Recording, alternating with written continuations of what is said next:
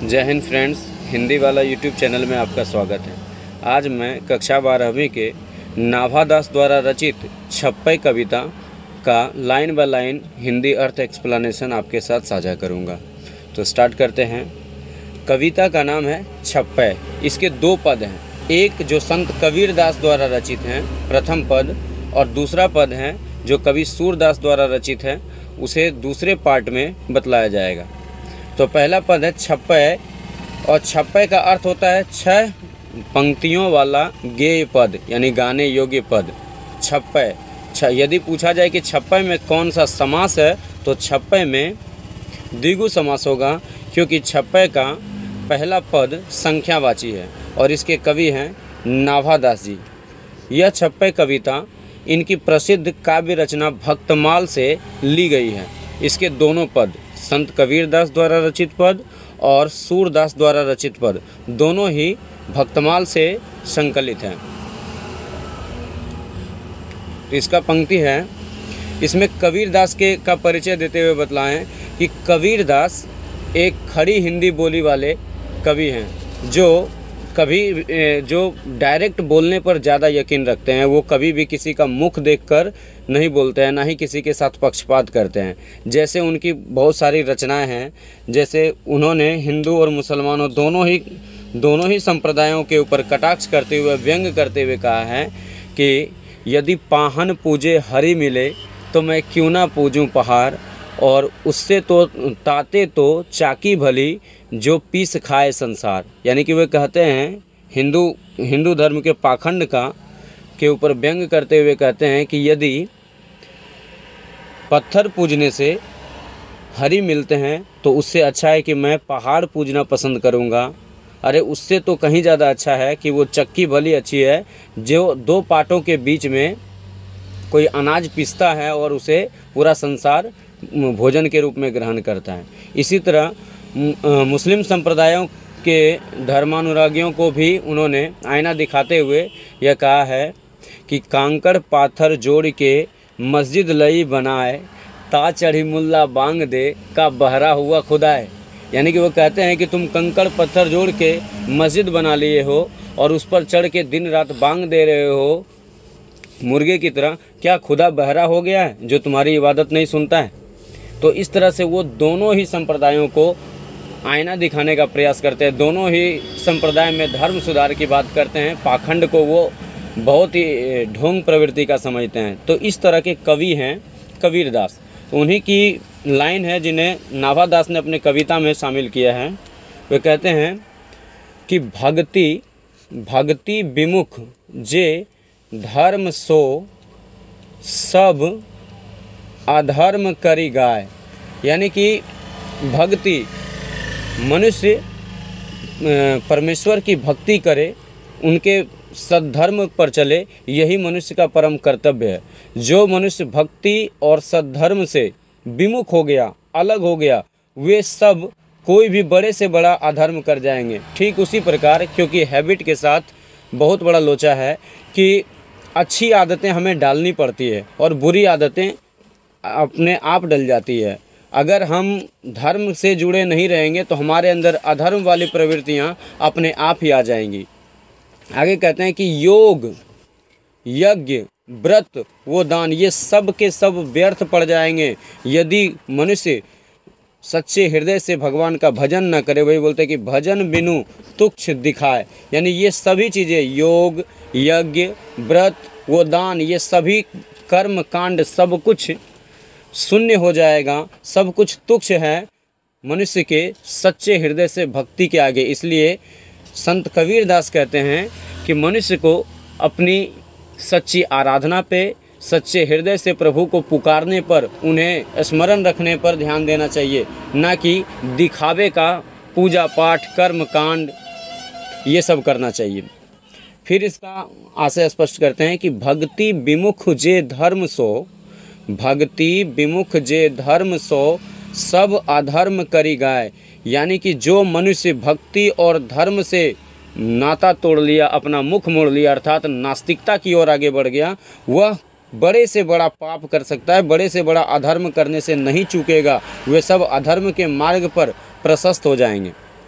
और दुनिया में जितने भी लोग जो दिखावा करते हैं, दिखावे का जीवन जीते हैं, अपने आप को धर्मानुरागी कहलाना पसंद करते हैं, योग करके, यज्ञ करके, व्रत वो दान करके दिखाने का प्रयास करते हैं, ये सब को कबीर दास जी व्यर्थ मानते हैं। कहते हैं कि ईश्वर की सच्चे हृदय से भक्ति और मानव मात्र के कल्याण की कामना करना ही मनुष्य का सबसे बड़ा सद्धर्म है, स्वधर्म है, और उन्हें उसी पर बल देना चाहिए। आगे कहते हैं कि हिंदू तुरक प्रमाण रमैनी सबदी साखी, यानी कि संत कबीर दास चाहे हिंदू हो या मुस्लिम, यहाँ पे हिंदू यानी सनातन वैदिक धर्म को मानने वाले, और तुरक यानी तुर्की से इंस्पायर यह शब्द हैं, जिसे मुस्लिम को प्रेजेंट करते हुए यहाँ कवि कहते हैं कि चाहे वो हिंदू हो या तुरक अर्थात मुसलमान, संत कबीर दास ने किन्हीं के साथ किसी भी प्रकार का भेदभाव नहीं किया। यह प्रमाण है। तो यहाँ प्रमाण क्या है? उनके सभी उपदेश, उनके सभी दोहे, बीजक में संग्रहित कबीर दास के सभी दोहे मानव को अनमोल सीख देने के लिए काफ़ी है। वही कहते हैं कि ये सारे प्रमाण के रूप में, उनके दिए हुए सारे उपदेश, सारे वक्तव्य प्रमाण के रूप में मनुष्य की साखी बने हुए, मनुष्य का प्रमाण बना हुआ है। तो हिंदू तुरक प्रमाण रमैनी सबदी साखी। आगे कहते हैं कि पक्षपात नहीं वचन सब ही के हित की भाषी, यानी कि वे किसी भी धर्म संप्रदाय के साथ, कबीर दास जी किसी भी धर्म संप्रदाय के साथ भेदभाव नहीं किए हैं, किसी भी धर्म के साथ वे पक्षपात नहीं करते हैं, बल्कि सब ही के मानव मात्र के कल्याण के हित की भाषा वे बोलते हैं। उनके उपदेश किसी धर्म विशेष, किसी जाति या पंथ विशेष के लिए नहीं है, बल्कि उनके उपदेश तो मानव मात्र की कल्याण के लिए, मानव मात्र को एक अच्छा सीख देने के लिए उनके उपदेश में वो ज्ञान संग्रहित है। वही बोलते हैं कि पक्षपात नहीं वचन सब ही के हित की भाषी, यानी कि वे कभी किसी के साथ पक्षपात नहीं करते हैं, बल्कि वे सभी धर्मों का सम्मान करते हैं और सभी धर्मों में फैली बुराइयों के ऊपर प्रहार करते हैं, उसकी कटु आलोचना करते हैं। छुआछूत, जाति पाति, इन सब चीज़ों के वे घोर विरोधी हैं।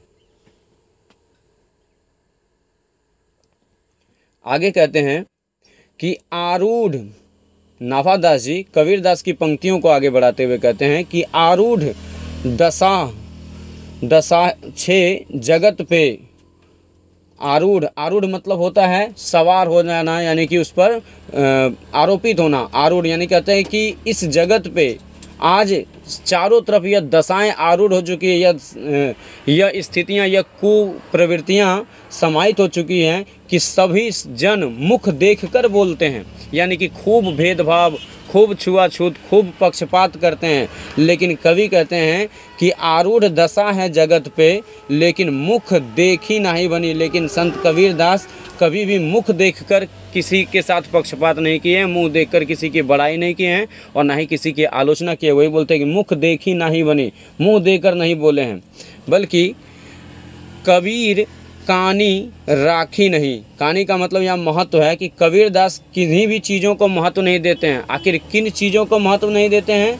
तो वर्णाश्रम षड दर्शनी, यानी हमारे वेदों में, पुराणों में वर्ण व्यवस्था, आश्रम व्यवस्था और 6 दर्शन का उल्लेख मिलता है। तो संत कबीर दास कहते हैं कि ना तो वर्ण व्यवस्था महत्व रखता है, ना ही आश्रम व्यवस्था महत्व रखता है, और ना ही षड दर्शन का ज्ञान महत्व रखता है। यदि आपके अंदर मानव मात्र की जिज्ञासा ना हो, अगर आप मानव के मानवोचित गुणों का निर्वहन ना करें, तो आप चाहे कितना भी ज्ञानी क्यों ना हो जाएं, ये सब आपके लिए कोई महत्व नहीं रखता है। अर्थात संत कबीर दास मानव के नैतिक मूल्यों को ज़्यादा महत्व देते हैं, मानवोचित गुणों को ज़्यादा महत्व देते हैं, ना कि वेद पुराण ज्ञान, इन सब चीज़ों को वो ज़्यादा महत्व नहीं देते हैं। वे वही बोलते हैं कि कबीर कानी राखी नहीं, यानी कि कबीर दास ने इन सबों में से किसी भी चीज़ का महत्व का उल्लेख नहीं किया, ना ही किसी का सपोर्ट किया है। और इसमें वर्ण व्यवस्था, तो वर्ण व्यवस्था, क्योंकि यहाँ से प्रश्न पूछे जाते हैं कि वर्ण व्यवस्था क्या है, तो मनुस्मृति के आधार पर हिंदू धर्म को 4 वर्णों में बांटा गया है, जो 4 वर्ण इस प्रकार हैं: ब्राह्मण, क्षत्रिय, वैश्य और शूद्र।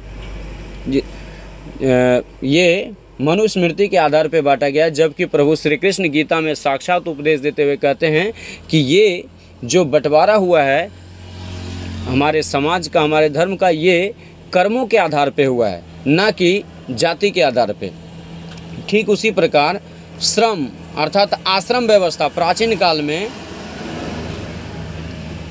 काल में 4 आश्रम व्यवस्था प्रचलित थी, जिन्हें ब्रह्मचर्य आश्रम, गृहस्थ आश्रम, वानप्रस्थ आश्रम और संन्यास आश्रम कहा जाता था।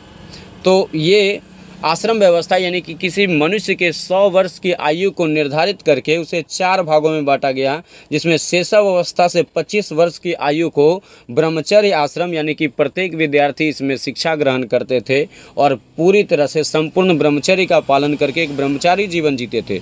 जबकि गृहस्थ आश्रम में उन्हें विवाह करने की अनुमति होती थी, संतान उत्पन्न करने की अनुमति होती थी और वे गृहस्थ जीवन में प्रवेश कर घर गृहस्थी को संभालते थे, माता पिता की सेवा करते थे।